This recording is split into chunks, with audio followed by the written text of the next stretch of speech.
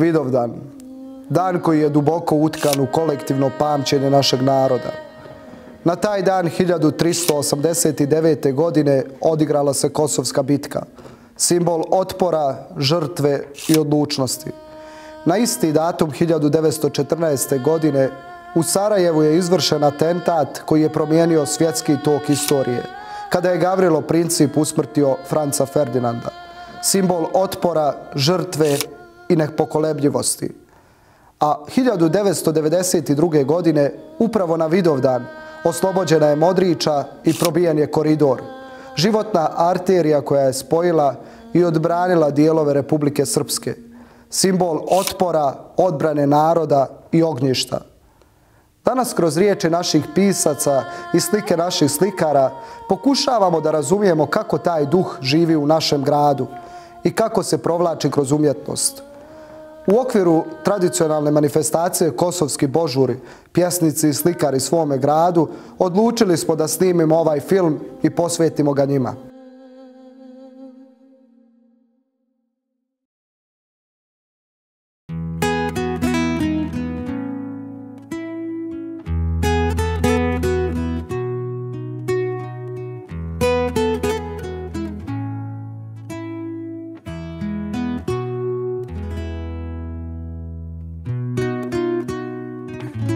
Koji dio istorije našeg grada najviše inspiriše vaše pisanje i zašto baš taj dio?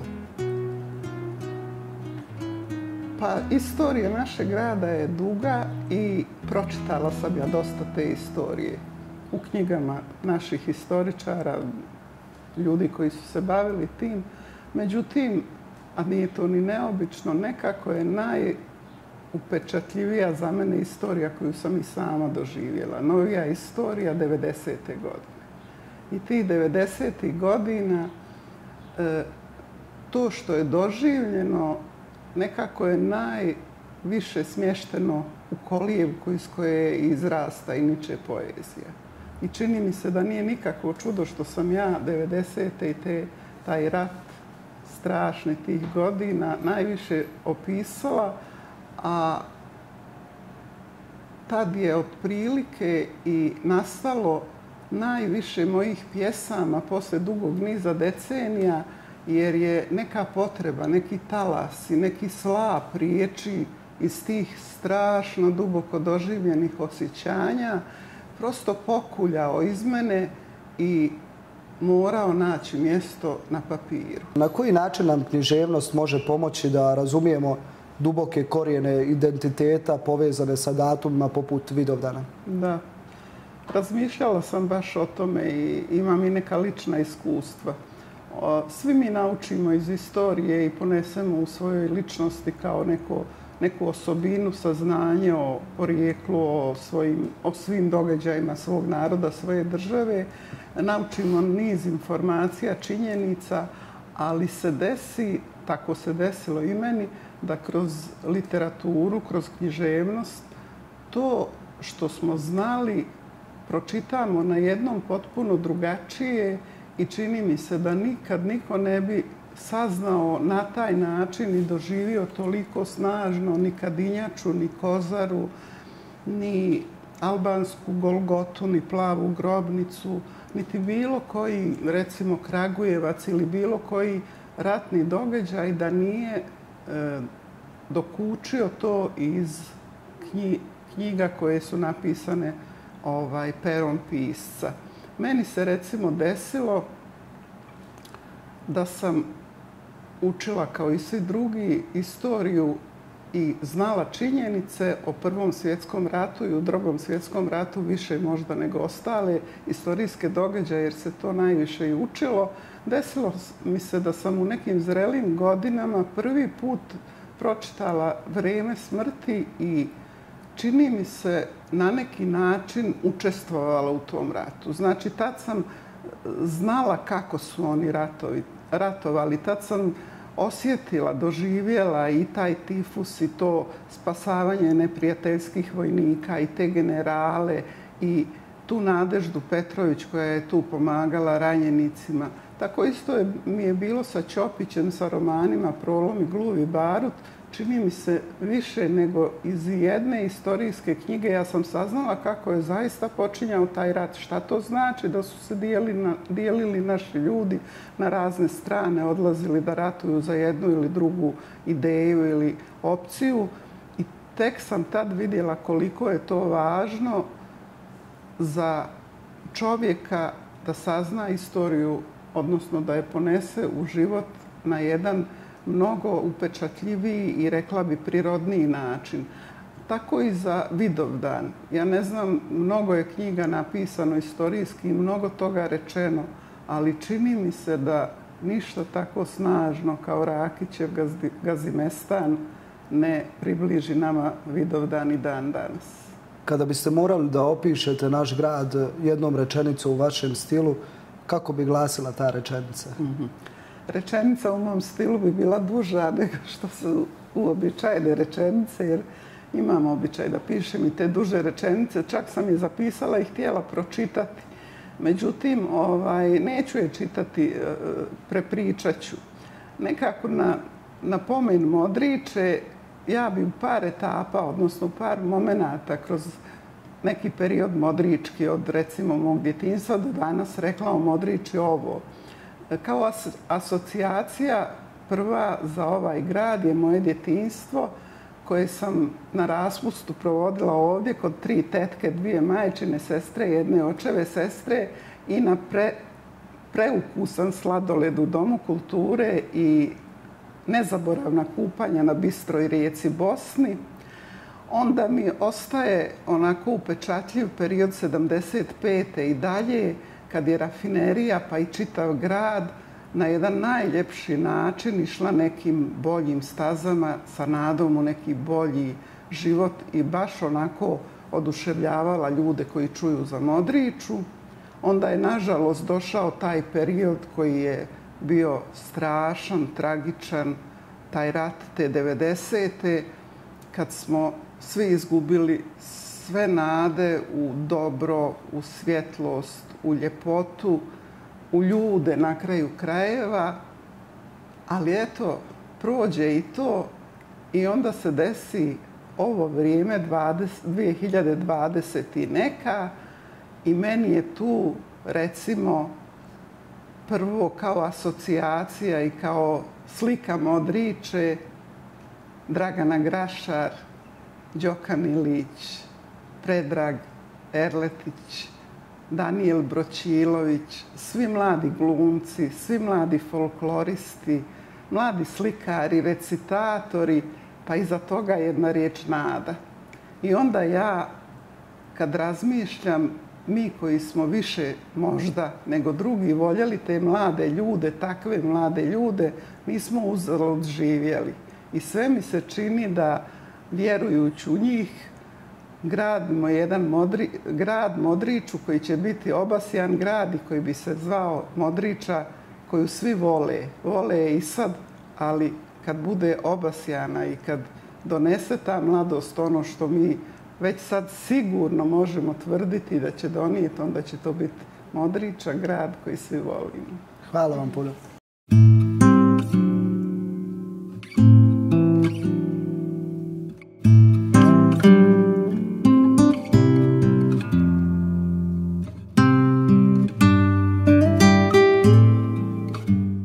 Dragana, pošto ste prvenstveno slikarka, prvo ćemo razgovor započeti o slikarstvu. Kada bi morali izabrati jedan motiv koji vas neprestano podsjeća na vaš grad, koji bi to bio motiv i zašto baš taj motiv? Pa kada bi morala da izaberem jedan motiv kojim bi predstavljala Modriču, ja bi izabrala ljude. Mislim da ljudi najviše govore o tome kakav je narod, to jeste kakav je grad. Na kraju krajeva mi kao ovakvi sačinjavamo taj grad i da nije nas ne bi bilo ni Modriče. Tako da bi izabrala da predstavljam ljude našeg grada u nekim običnim, svakodnevnim situacijama. Rekla bi u onim situacijama u kojima mi nismo imali vremena ni prostora da se za nešto pripremimo, da se ponašamo neprirodno, da odglumimo. Izabrala bi te situacije koje su onako do srži iskrene i mislim da bi tako ponajbolje svom svijetu prikazala i pokazala kakvi su i ko su naši Modričani. Koliko je teško prenijeti na platno emociju jednog naroda i pripadnost tom narodu? Pa mislim da je to prenošenje emocije utoliko lakše ukoliko ste dio tog naroda, ukoliko ste baš taj narod. Tako da mislim da nama, umjetnicima s ovih prostora, prikazivanje takvih emocija ne bi trebalo biti strano. Mi u sebi nosimo emocije našeg trenutnog vremena, a mnogo nam je lakše da se saživimo sa nekim emocijama i trenucima koji su naši preci proživljavali ranije. Tako da mislim da ne bi trebali imati problem.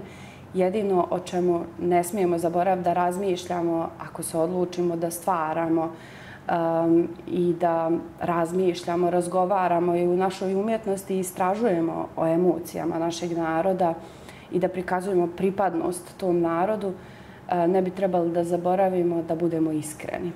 Iskrenost je jako važna nit u umjetnosti, tako da ako se nje budemo držali, možemo da kažemo mnogo toga lijepog, dobrog i poučnog. Sada ste nova predsjednica Književnog kluba Mladost i ovaj razgovor ćemo završiti u duhu pisane riječi. Da li kao neko ko piše osjećate odgovornost da prenosite duh ovog vremena i šta vam je najveća inspiracija kada pišete? Pa, izabrat ću da kažem, baš kao i u mom slikarstvu, da mi je i kada je pisana riječ u pitanju najveća inspiracija ljudska figura. Ja u svojim kratkim tekstovima nekako nisam do sad ni razmišljala o tome, ali uvijek izaberem da pišem o ljudima. I to o ljudima sa ovih prostora. O ljudima koje ja svakodnevno srećem i o ljudima koji svojim ponašanjem, svojim razgovorom sa mnom ostave neki trag u mojim mislima koji mene podstakne na pisanje. Mislim da kroz te neke iskrene razgovore i iskreno posmatranje s moje strane na ljude kojima sam okružena, mogu dosta toga da kažem o ovom vremenu i prostoru. A da li osjećam odgovornost da o tome pišem? Pa iskreno više osjećam potrebu nego odgovornost.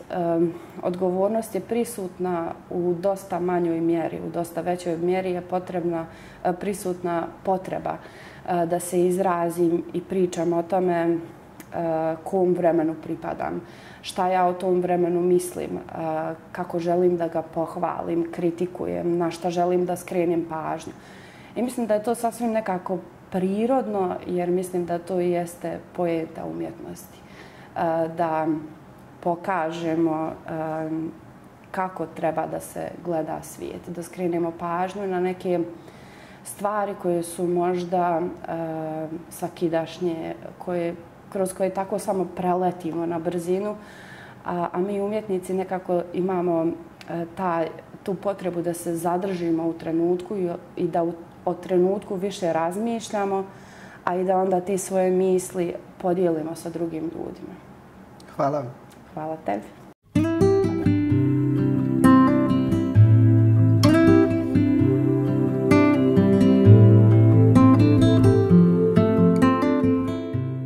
Kada slikate naš grad, da li se trudite da ga prikažete onakvim kakvim jeste ili onakvim kakvim bi vi željeli da on bude? Po novu sliku, onako realnost, ono kako jeste, nema šta tako najčešće.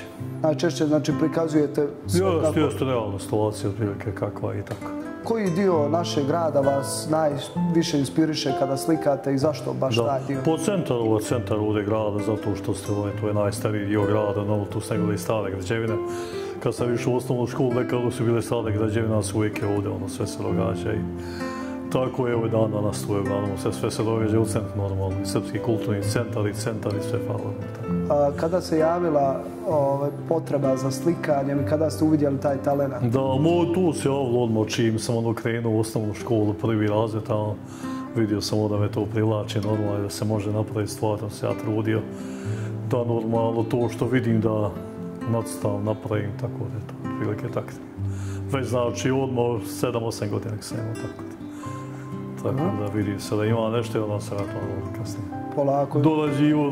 Da, dorađivo. To ja normalno kasnije ulazio dublje i tako da. Kako publika reaguje kada prepozna motiv našeg grada u vašim slikama? Da li to u njima budi nostalgiju ili ih pokreće na razmišljanje? Šta vam ljudi najčešće kažu kada prepoznaju neki motiv? Obraduju se jednostavno lijepo, imaju lijep osjećaj jednostavno da je to. Da je na slici normalno to i tako da jednostavno. Da, vjerovatno su vam se javili ljudi koji su otišli u inostranstvo kada vidi vašu sliku. Da, pogotovo to žele da imaju sliku iz naše kraje, u naše motive lijepo. Pošto sam dosta slika, tako je ošlo po inostranstvo svim kontinentima i tako baš svuda. Možemo li u skorijem periodu očekivati neku vašu izložbu? Pa sad tu ne znam, slika ima dovoljno, tako imam nekoliko hiljada slika urađeni i tako kući, to su velike. Tako velik materijal urađen, tako da već se bude prilika normalno, napravit će se nešto izložbe i tako. Hvala.